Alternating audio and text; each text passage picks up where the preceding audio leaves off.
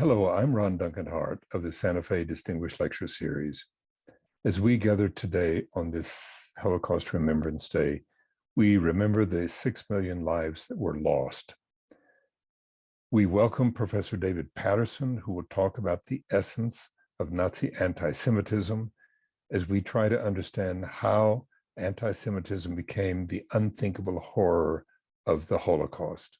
It is my pleasure to introduce Professor David Patterson, who holds the Hillel Feinberg Distinguished Chair in Holocaust Studies at the University of Texas in Dallas. And he is a senior research fellow for the Institute for the Study of Global Anti-Semitism and Policy. Professor Patterson is the winner of the National Jewish Book Award, the Koret Jewish Book Award, the Hadassah Myrtle Wreath Award, and the Holocaust Scholars Conference Eternal Flame Award. He has published 40 books and more than 250 articles and essays on anti-Semitism, the Holocaust, and other areas of Jewish studies. He has lectured at universities throughout the United States and on 6 continents. Some of his recent books are Judaism, Anti-Semitism, and the Holocaust, Anti-Semitism and its Metaphysical Origins, and A Genealogy of Evil, Anti-Semitism from Nazism to Islamic Jihad. Professor Patterson, we welcome you to the Santa Fe Distinguished Lecture Series. Professor Patterson. Thank you so much. It's a great pleasure, great honor to be here. Let me talk about the essence of anti-Semitism, Nazi anti-Semitism. This is, as Ron indicated, Erev Yom HaShoah, the evening of the Holocaust Day of Remembrance. Actually, since it is evening, we are into the Day of Remembrance on the Jewish calendar. The Holocaust bears a certain singularity, which I will address, that's tied to the singular essence of Nazi anti-Semitism. And I have a quote here from the Nazi ideologue, "Our race has been poisoned by Judaism," that will prove to be a connection to that essence. It will turn out, and note this as we go along, that the Nazis were not anti-Semitic because they were racist. They were racist because they were anti-Semitic. They had to oppose a certain teaching from Judaism in order to arrive at a racist outlook. And therefore, I will suggest throughout this discussion that anti-Semitism is not a form of racism, but rather racism is a form of anti-Semitism. So why the Jews? I mean, what are the Nazis trying to exterminate or annihilate in the annihilation of the Jews? What are they trying to remove from the world? There's a scene in the film, The Book Thief, which is about a little girl who's taken in by a German family during the time of the Third Reich. She's a foster child. They're hiding a man named Max, a young Jewish guy, in their basement. And one day, Liesel, the little girl, is out with her father when they see a Jewish shopkeeper being dragged out of his shop and taken off by the Gestapo. And her father says, "Wait a minute, this is a good man. I know this man." And the Gestapo, they throw him to the ground.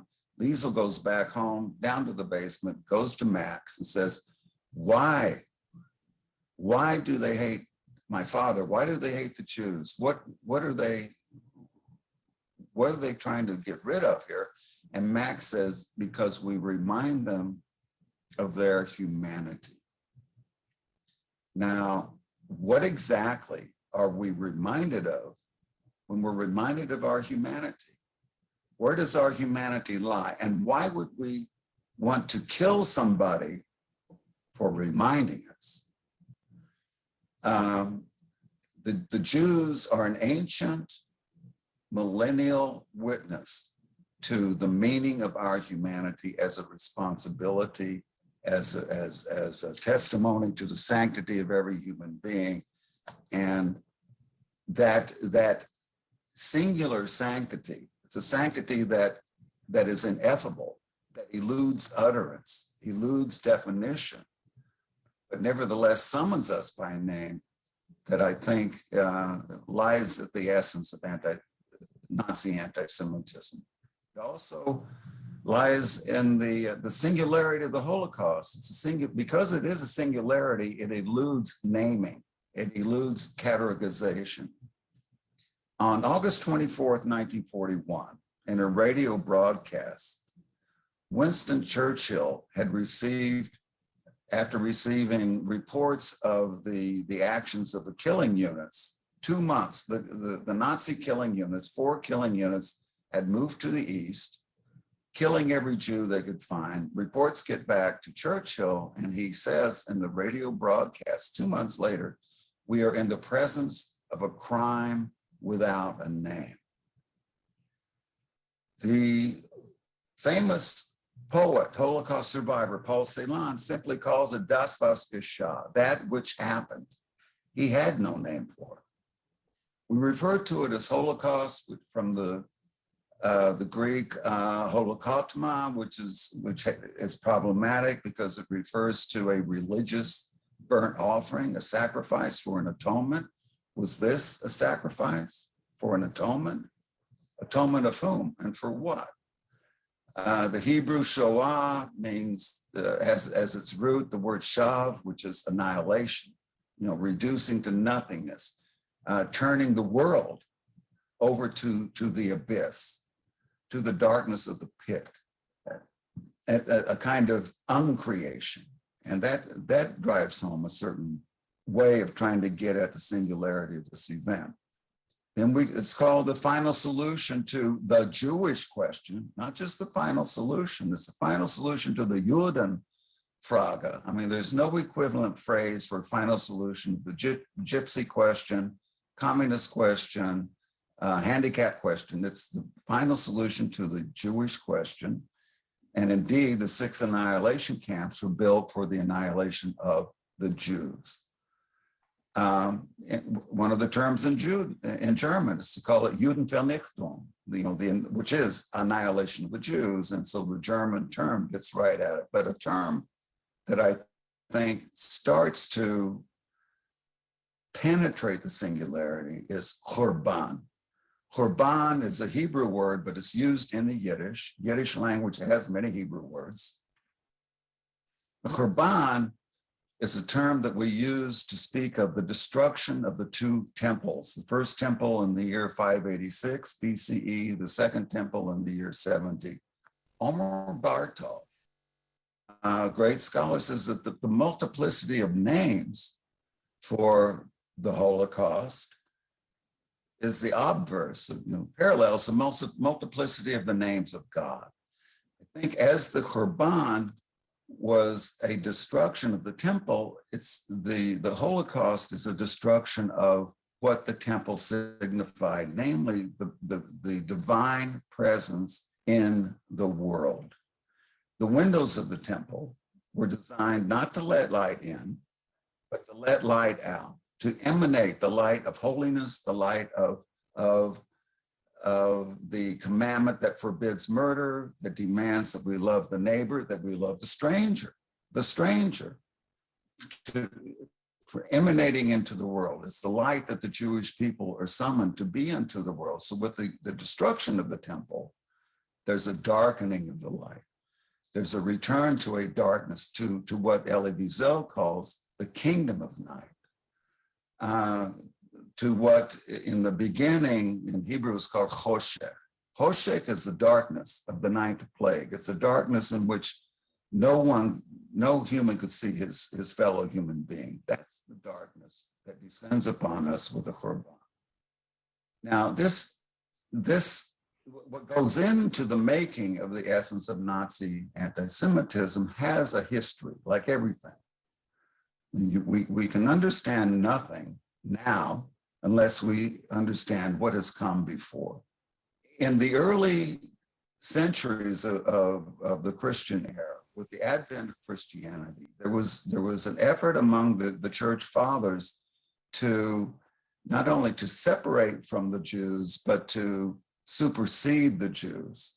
In other words, to determine that there's a new covenant. The old covenant is no longer in force. The Jews are now superfluous, if indeed the old covenant had ever really been there. And this brought about casting the Jews not as an ethnic group or even as a religious group, but in a theological category. I say theological because it comes with a demonization of the Jews. Not only do they follow the wrong path, but they follow a path that is evil.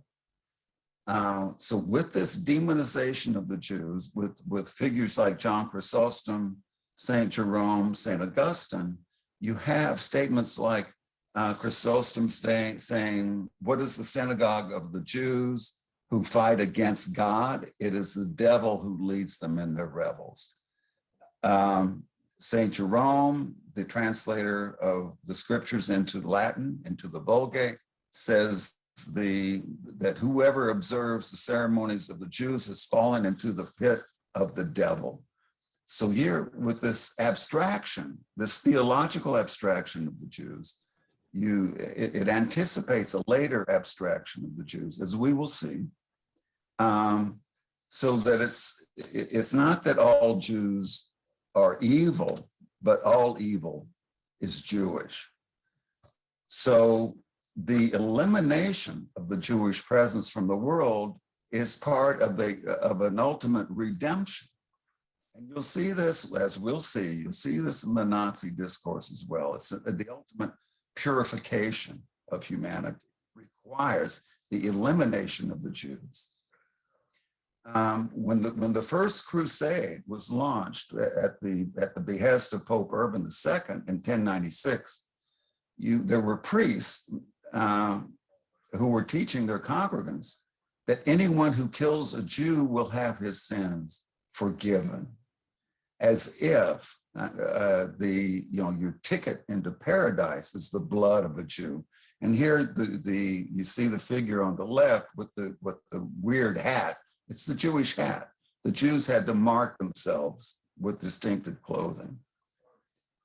So not only is the extermination of the Jews an unpleasant necessity, it becomes something holy and pleasing to God. This would, in subsequent centuries, would unfold in things like the blood libel and the further demonization of the Jews, a closer tie between the Jew and Satan.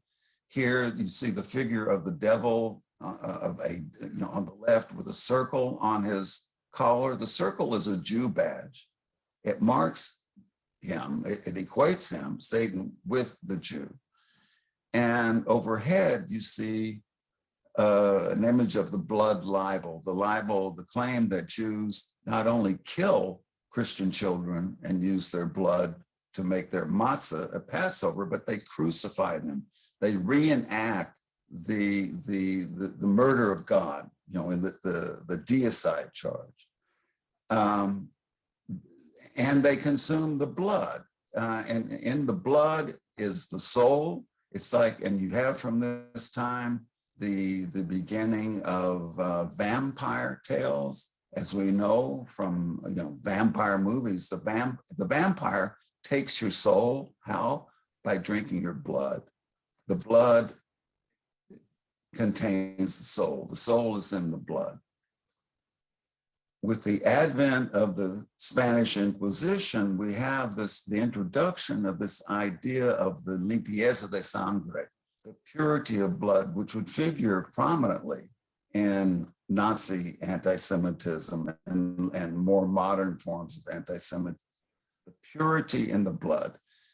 The heresy, like all inquisitions, there were four major inquisitions: medieval Inquisition, Spanish Inquisition, Portuguese, and Roman Inquisition. They all aim to root out heresy.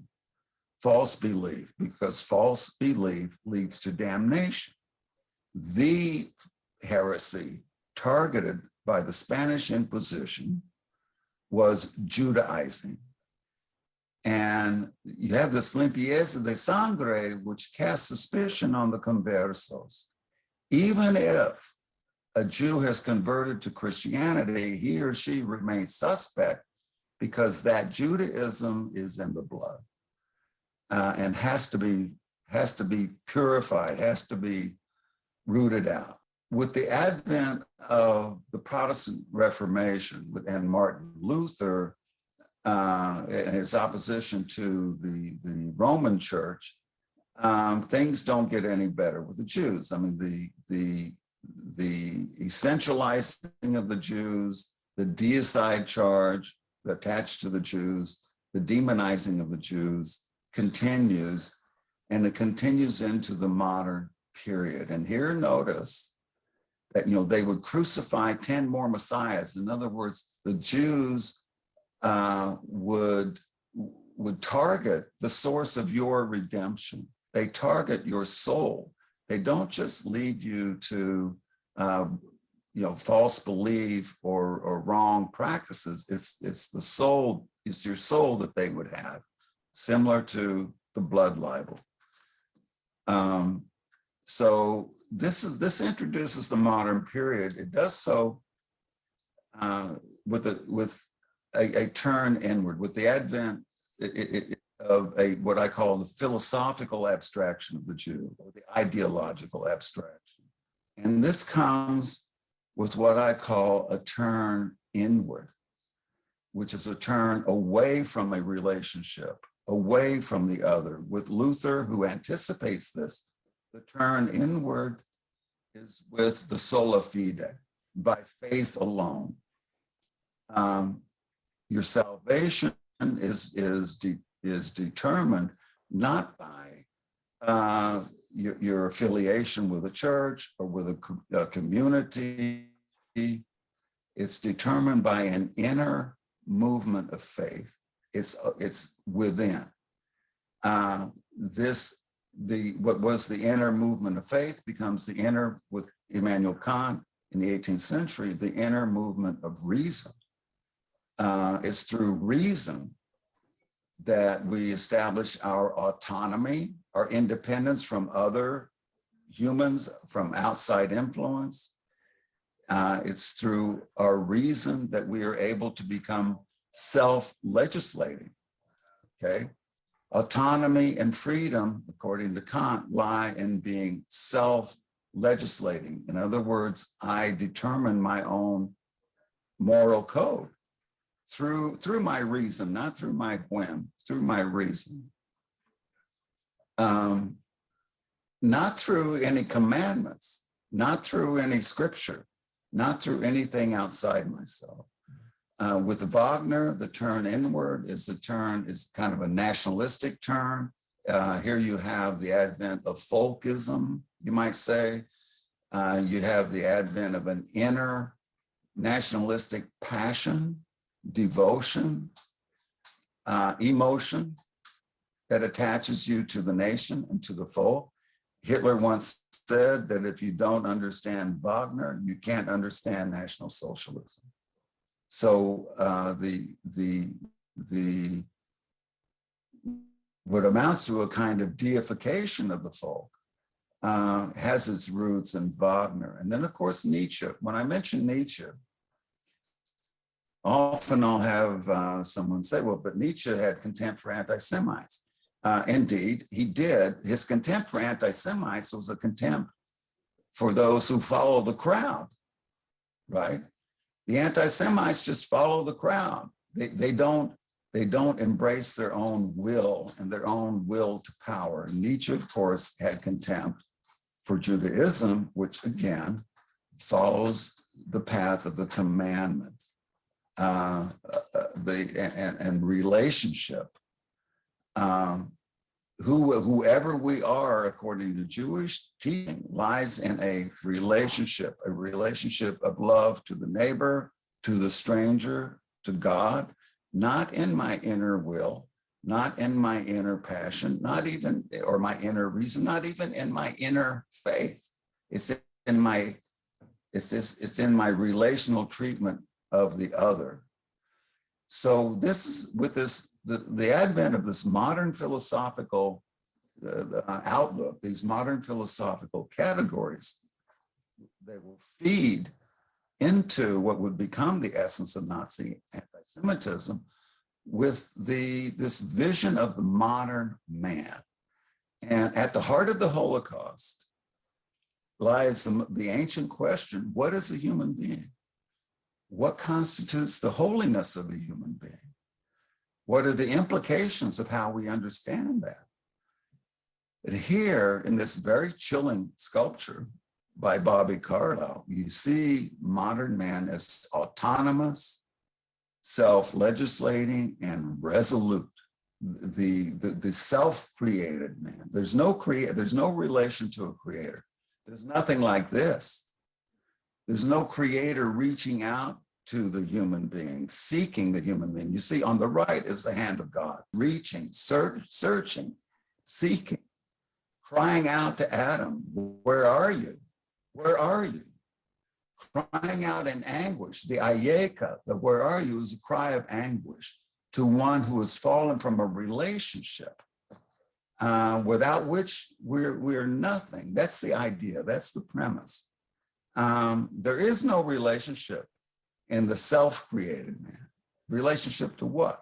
There's no relationship. So the part of the essence of Nazi anti-Semitism is to oppose the determining relationship to one that is higher.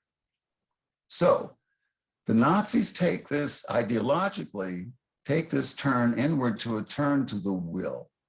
The most famous Nazi propaganda film is Triumph of the Will by Leni Riefenstahl. Not Triumph of the Good or the Truth or the Spirit or Justice or anything like that, because all of that is determined by the will.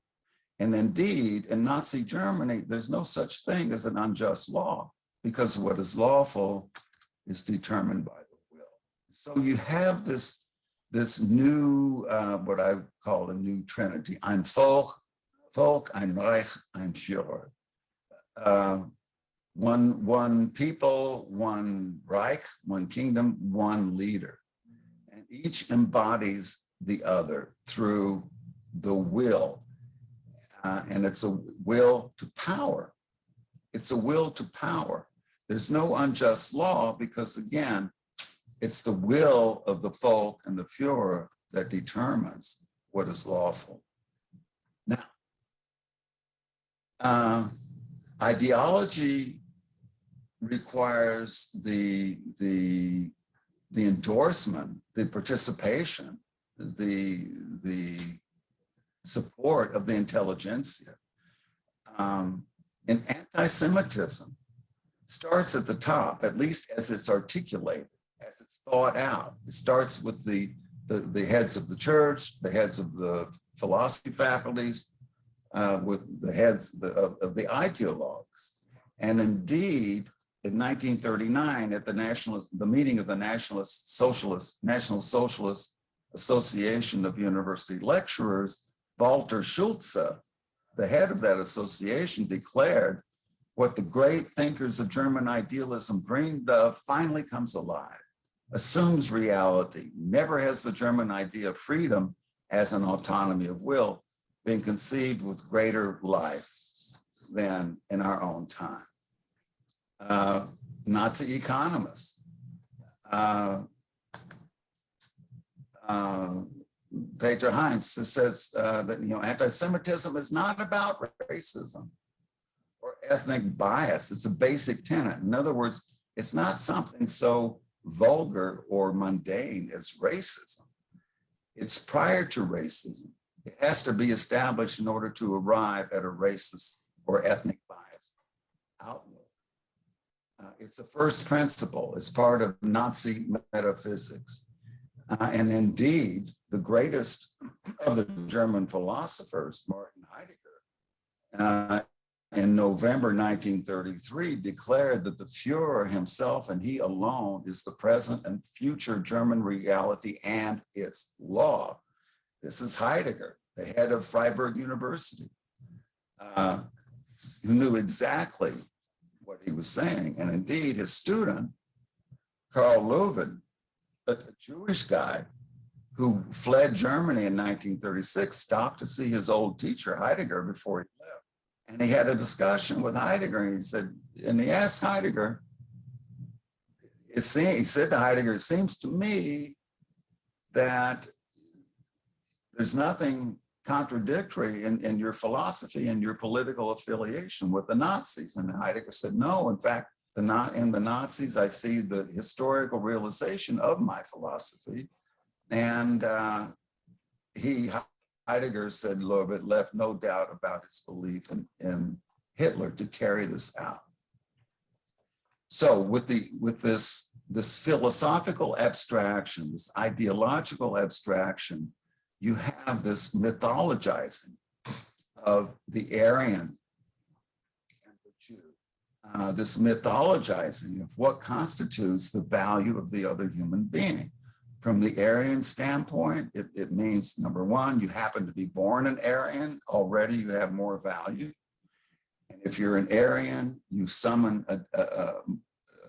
more value, more substance, more depth through a willed power.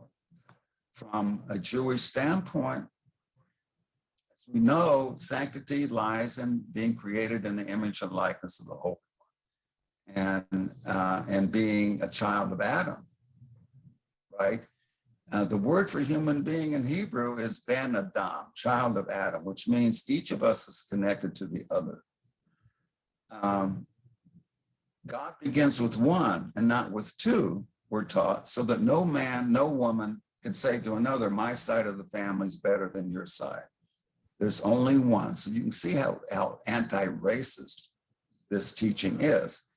And it's a teaching that's rooted in the Rassenseele, according to Alfred Rosenberg, whom I quoted at the outset. Rassenseele, or race soul. Rosenberg says that soul means race viewed from within. He says that National Socialism proceeds from the avowal that blood and character, race and soul are merely different designations for the same entity. This is rather different from how we think of race in American culture. Here, race belongs not to color, but to essence. It's not ethnic, it's essential, okay? It defines character. It is, and it stems from Judaism. The Judaism is in the soul, okay? And it's invisible. You see this image from Der Stürmer, one of the infamous Nazi propaganda publications, that shows, the contagion, the Krankheitserreger. It's the contagion, and you see it's microscopic. You can't see it. The Jew, as Hitler said, is the invisible evil, the invisible wire puller, as invisible as Satan, okay? You can't see it. And every Jew is Judaism positive. With the Nuremberg laws, even in the Nuremberg laws, September 1935, that codified who a Jew is, you see this at work there. It's here, a Jew was not reducible to race as we would conceive of race. A Jew is anyone who has one or two grandparents, and the grandparent is Jewish because the grandparent is a follower of Judaism. Similarly, anyone who is converted to Judaism is deemed a Jew. So it's not reducible. The essence of Nazi anti-Semitism is not reducible to racism. It's an opposition to the teachings and the covenant of Torah, from which we understand what constitutes the holiness of the human and our infinite obligation to the infinite dearness of the other human being. Now, in Mein Kampf, those of you who have had the stomach to work through it, you may recall that Hitler says that a teaching and tradition like Judaism requires a complete annihilation for the sake of humanity. Without the annihilation of the Jews, Hitler says, we'll be left with the funeral wreath of humanity. In 1922, Hitler, in an interview with a journalist named Joseph Hell, said that once I'm in power, my first and foremost task will be the annihilation of the Jews. 1922. The idea was already there. What wasn't there yet was the means. When I'm asked, well, when did they decide to kill all the Jews? The Nazis, the Reich, the regime, my answer is usually when they thought they could do it. When they thought they could do it. And he later, shortly later, a little while later, after 1922, he told his friend Hermann Rauschning that as Führer, once he becomes Führer, his mission would be to destroy the tyrannical God of the Jews and his life-denying 10 commandments. And here we have the 10 commandments. And if you look at the first commandment, I am the Lord thy God, in Hebrew, it's on the right. The sages teach us not to read, 1 through 10, but to read from right to left.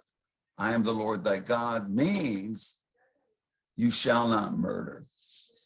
So that in order to obliterate the tyrannical God of the Jews and his life-denying 10 commandments, you have to obliterate the prohibition against murder. And this is why I think, as Emil Fackenheim noted, that the murder camp was not an accidental byproduct of the Nazi Empire. It was its pure essence. It's the murder camp, the extermination camp, Auschwitz, Birkenau, Belzec, Treblinka, Majdanek, Sobibor, Chelmno. These 6 camps were the essence of Nazi anti-Semitism. And another survivor who has probably the best essay on torture, who was a victim of torture, Jean Amery, notes in a similar vein that torture was not an accidental quality of this Third Reich, but its essence. The utter obliteration, appropriation of the humanity in the other human being, the humanity that summons our responsibility, that asks us, where are you, as God asked Adam. That torture was not only a means, but an end unto itself. The Nazis did not torture just to get information. It wasn't expedience. It's part of the essence of Nazi anti-Semitism. So it's by making murder part of the essence of the Third Reich that they set out to kill God. And this defines the essence of Nazi anti-Semitism, the war against God. This defines the singularity of the Holocaust. And this begins in June 22nd, 1941. Here you have a scene from Babi Yar, September 1941, September 29th and 30th, more than 30,000 people were shot into this ravine, and ultimately 100,000 would lie. In 1943, the Nazis sent a unit to Tromsø, Norway, into the Arctic, more than 200 miles into the Arctic, to take the 17 Jews who were living there. This is not scapegoating. This is an extermination and annihilation as ubiquitous as God himself. And it has to be. It has to be. They all have to be annihilated. Here we have images like this of the Nazis. This is a Rabbi Hagerman Diane, a judge in Olkusz, Poland, on what's known as Bloody Wednesday, 31 July 1940, just seconds before he was murdered. And you notice if you know about laying tefillin, you know that on his left arm, that the tefillin are not wrapped as they should be. It was obviously done hurriedly, and he's in his prayers. He's already on the other side as he is about to be murdered. And this is exactly what's being obliterated. Now, you may ask, do the Nazis know that they're killing God? Do they, when they kill God's witnesses, do they know that what they're doing when they exploit the Jewish observances and teachings?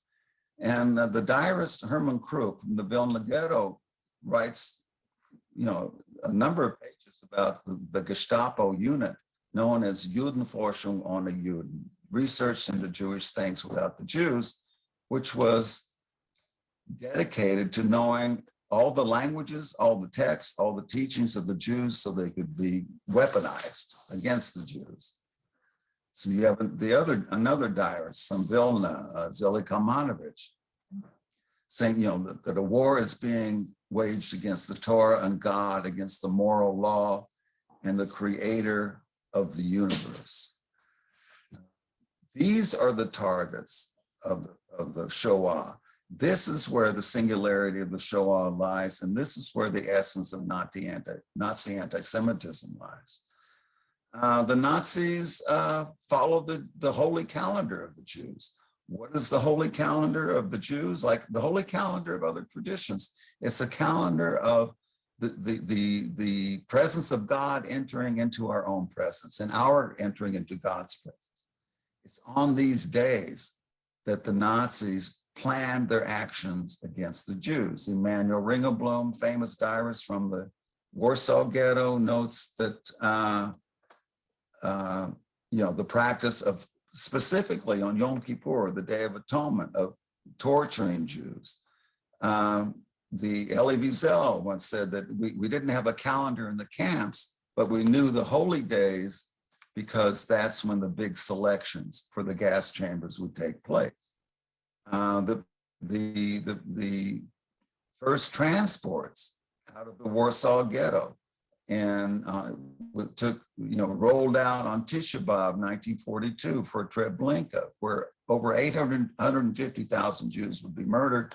Tisha B'Av is the anniversary of the Churban, the destruction of the temple. Prayer was forbidden. Prayer. It's not that Jews stopped praying, but the idea that prayer, according to Chaim Kaplan, the Warsaw Ghetto, was deemed an act of sabotage, and anyone engaged in it would be so punished. Now, in Judaism, we're taught that the prayers of our children reach the ears of God because their lips are untainted by sin. If you want to silence prayer, if you want to eliminate the divine presence, you eliminate the children. Killing God requires killing children. Yehiel Diener notes that there were no children in the ghettos. There were big people and little people, but no children. Elie Wiesel comments that on the Nazis' targeting of children, that it's as if they knew what children mean in our tradition. The Nazis murdered more than 85% of the Jewish children of Europe. And I would suggest it's not as if they knew, because the Gestapo division, Judenforschung ohne Juden, we're taught that children are the face of the Shekhinah, the face of the divine presence. The Talmud says that creation is sustained by the breath of little children, not by the power of the shoulders of Atlas, by holiness, by the breath of little children. And who can forget the scene in Night, the hanging of the child, where Eliezer is witnessing this hanging. And one of the prisoners says, "Where is God? Where is God now?" And he answers, "Here he is, hanging on these gallows." And that scene appears at the center of night. And I would suggest it's at the center of the Shoah, as is the slaughter of children. Here we have a painting from Theresienstadt, Terezin, where there were children, unlike almost every other camp. There were no children in the camps, with rare exceptions like Theresienstadt. Here's an image of a deportation of children, transports of children, all children taken to the camps. In the throes of the death of the children, we see the throes of God himself dying. In Sarah Nürnberg-Schüttek's memoir from Auschwitz, she was a survivor of Auschwitz. She has the following as account of the arrival of a transport of children. She was in the women's camp, which is right across from where Jews were unloaded in Birkenau, on the unloading platform. And it's very difficult for me to read, but I will, because it's necessary.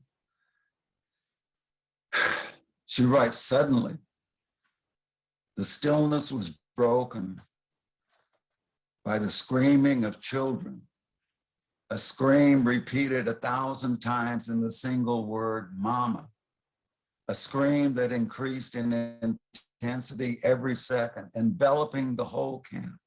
Our lips parted without our being conscious of what we were doing, and a scream of despair tore out of our throats. In the end, everything was enveloped in silence and death." This is the essence of Nazi anti-Semitism, and this is the singularity of the Shoah.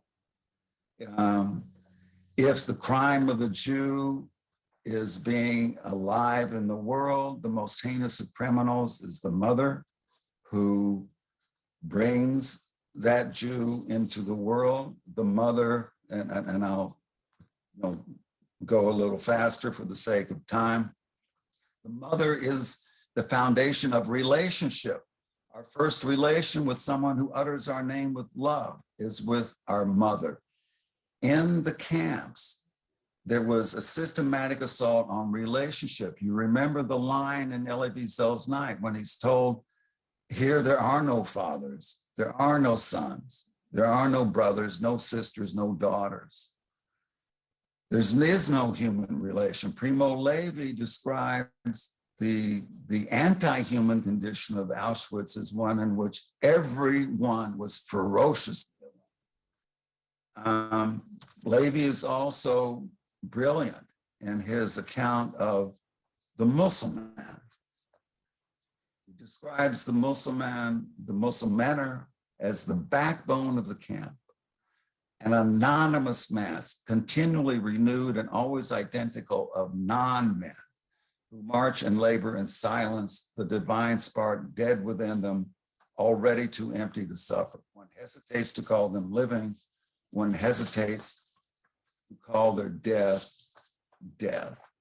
This is the singular creation of the singular event known as Holocaust, Shoah, Korban. In this image, we see the embodiment of the essence of Nazi anti-Semitism. Now, let me just wrap up with just a couple of words about the implications and aftermath. Each of us is tied to this event. When I hear the question raised, how can we make the Holocaust relevant among Holocaust educators? I think it's relevant to anyone who has a soul. The Holocaust is a singular assault, a radical assault on the humanity, the sanctity, the holiness, the dearness, the meaning of the soul. One of the singularities of the Holocaust, therefore, lies in not just our spiritual connection to it, but we have a very physical and graphic connection to this event. Some of you perhaps are old enough, as I am, to remember August 26, 1986, the incident in Chernobyl. One day from one chimney, you can see the chimney in the background, a cloud of radioactive material went into the atmosphere. 2 weeks later, radiation levels in Montana were elevated. Okay. With the Holocaust, we're not talking one chimney, one day. We're talking dozens of chimneys operating for 1,000 days that cast the ashen body of Israel to the winds. The winds carry those ashes over the face of the earth. They rain down into the earth from which we harvest our bread, and they abide in the bread that we put in our mouths in a kind of grim, Eucharistic manner. Arnold Lustig, Holocaust survivor and novelist, puts it this way. He says, these ashes would be indestructible and immutable. They would not burn up into nothingness because they themselves were remnants of fire. No one living would ever be able to escape them. These ashes will be contained in the breath and expression of every one of us. And the next time anybody asks what the air he breathes is made of, he will have to think about these ashes. They will be contained in books which haven't been written and will be found in the remotest regions of the earth where no human foot has ever trod. No one will be able to get rid of them, for they will be the fond, nagging ashes of the dead who died in innocence. And indeed, they nag. Indeed, they nag. They put to us a question. And finally, my last slide. They put to us the Jewish question. The Jewish question embodied in the two questions put to Cain, the first murderer, whom God asked, where is your brother? And what have you done? Thank you. One of the things that I would like to ask is, you're talking about the oneness of people, Jews and all human beings together. And it's that oneness together, the fusion, the relationship with the Creator, with the divine, that characterizes what is the essence of humanity and of Jewishness, and that the root of anti-Semitism is against that unity. Am I getting that straight? Yes. Emmanuel Levinas, great Jewish philosopher, says that anti-Semitism is hatred of the other human being, not of the Jew. It's a hatred of the teaching that comes from Mount Sinai concerning the infinite dearness and infinite responsibility to and for the other human being, the Ben Adam, the child of Adam, with whom we are physically and metaphysically bound, spiritually and physically tied to each of us to the other. This is why what begins with the Jews doesn't end with the Jews. It's about humanity. It's about the light unto the nations. It's about the blessings that come to all who bless the house of Abraham. And it's not about the house of Abraham, so to say. So yes, you're absolutely correct. Some questions that come from some of the people watching the program. Marsha Torben asks, how does anti-Semitism today differ from Nazi anti-Semitism? Well, one reason for examining Nazi anti-Semitism is to have a better sense of the seeds that are planted in today's anti-Semitism, in any case of anti-Semitism.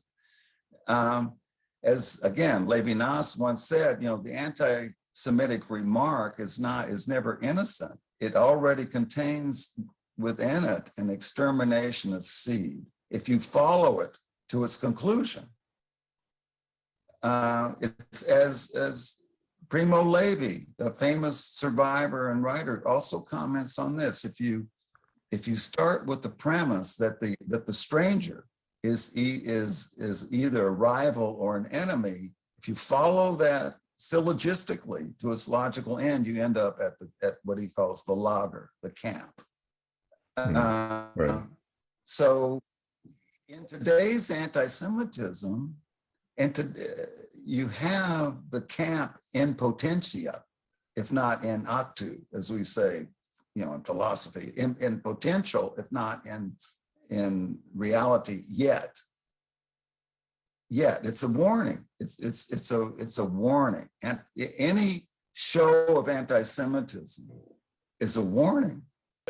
N. Versano asks, was the Nazi war against God only for the Jewish God, since most of the German society and army were either Lutheran or Catholic? That's a good question. Well, it's an excellent question.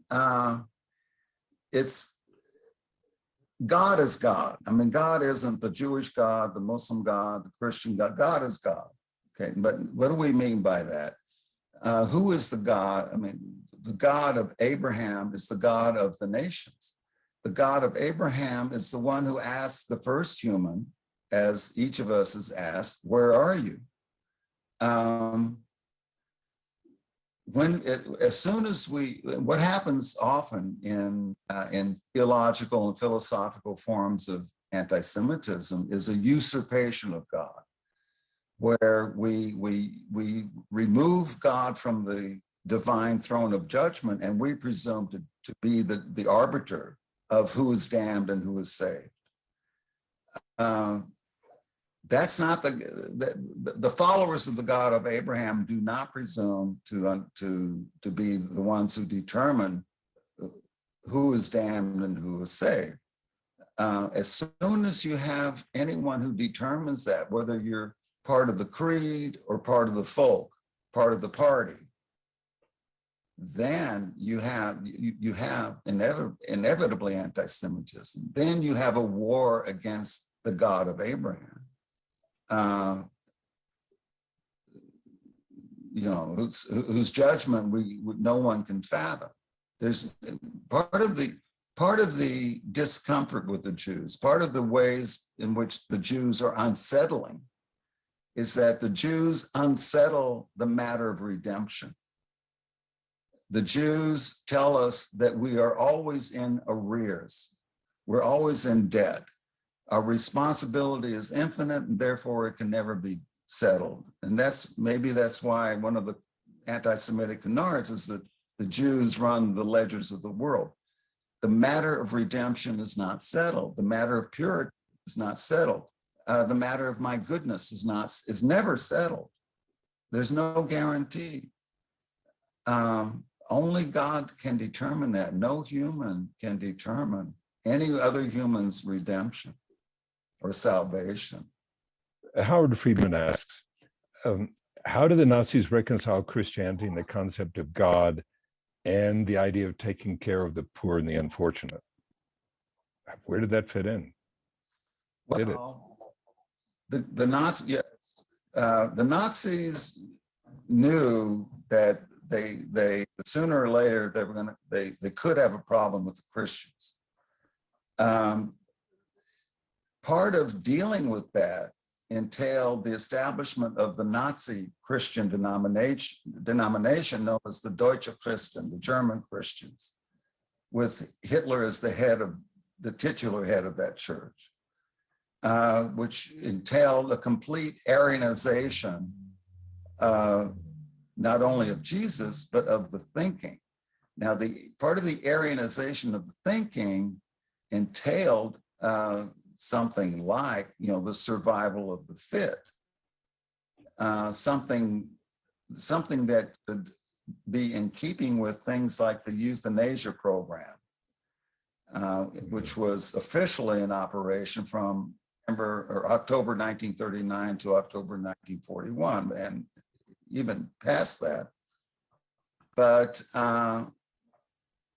as suggested, you don't waste your resources taking care of children or others who can never be of any use to the folk or the party or society. You know, I don't know about the poor, but certainly the infirm. There's no room in Nazi thinking for something like St. Jude's Hospital, for example. So it's the sanctity of the human is determined not only by the racial accident, but by utility, by economic concerns, usefulness, which is certainly contrary to the Christian teaching. So in order to Aryanize Jesus, you have to Aryanize the teaching, not just the race, not just the person, but the teaching, which they did with the Deutsche Christen. But they knew, I mean, they had this discussion, that at some point we're going to have to deal with the Christians. A question from Craig Reynolds, who asks, if Holocaust deniers have their way, would the Chernobyl analogy become invalid? The Chernobyl analogy, I mean, is indisputable. I mean, it's, but the Holocaust deniers not only deny that it happened, but they deny any implication. They're unsettled by it. They go into a kind of hiding. It's not about evidence or history. It's about hiding, like the first human. For most of us, our default position is to hide. And so you have the overt, blatant deniers like Ahmadinejad, the Iranian president. But you also have on the scale of denial those who would, as I say, hide from it, turn away from it. At other universities in my past, where I was the first to teach a course on the Holocaust at 2 other universities, I had colleagues who would say to me, "Are you going to teach a course on the Holocaust again? Can't we get over it? It's all you hear about. We're tired of it." Nobody ever said, "You're going to teach a course on the Civil War again? Can't we get over it? It happened so long ago." No, there's this inclination to turn away from it, to trivialize it, to vulgarize it, to relativize it, and above all, to de-Judaize it. These are all forms of Holocaust denial. Why? Because it's the questions, where's your brother and what have you done? It's the Jewish question. That's the question that the Nazis are trying to resolve and erase, and that all of us want to hide from.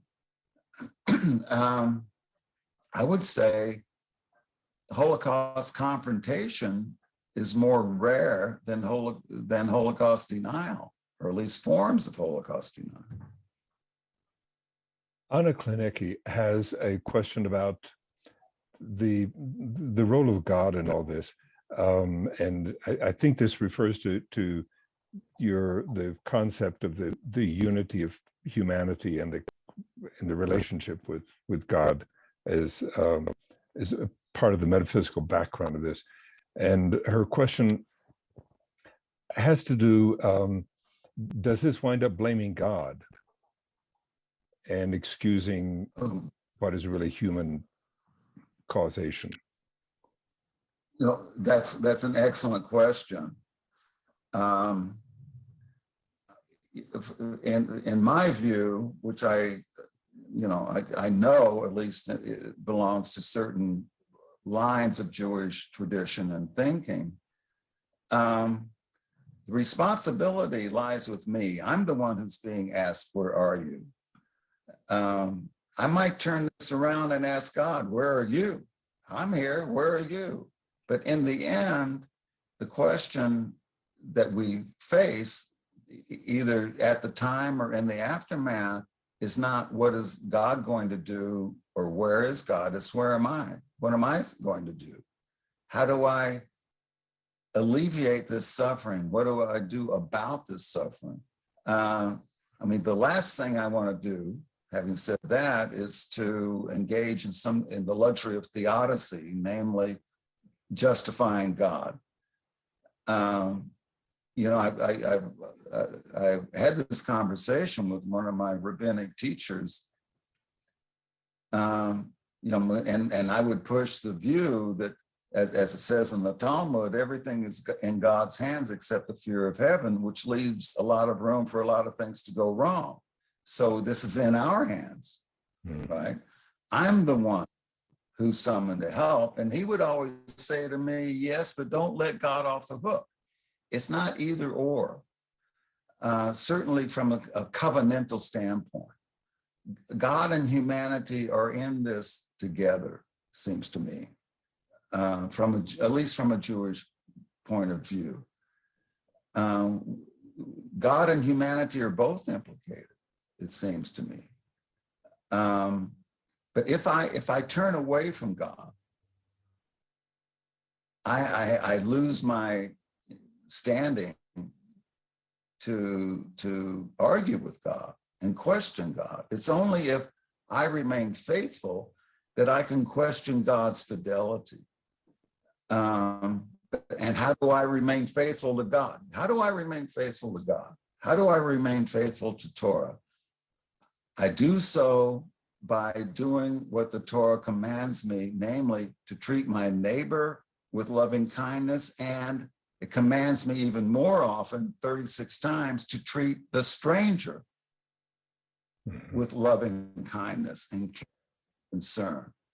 The stranger who doesn't look like me, doesn't think like me, doesn't belong to the same political party as I do, doesn't talk like I do, the stranger. And we're commanded so frequently regarding the stranger because it's so counterintuitive. I mean, I love my neighbors, my buddy, right?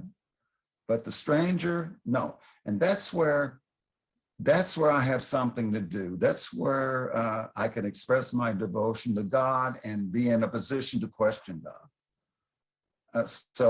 No, I don't want to let God off the hook, but even more so, I am the one who's on the hook. I can't say to my neighbors, to my fellow human beings, where are you? Where are you? I'm the one who has to say, Hineni, here I am. Thank you for this evening. Thank you for walking us through this. And we appreciate very much your being here at the Santa Fe Distinguished Lecture Series.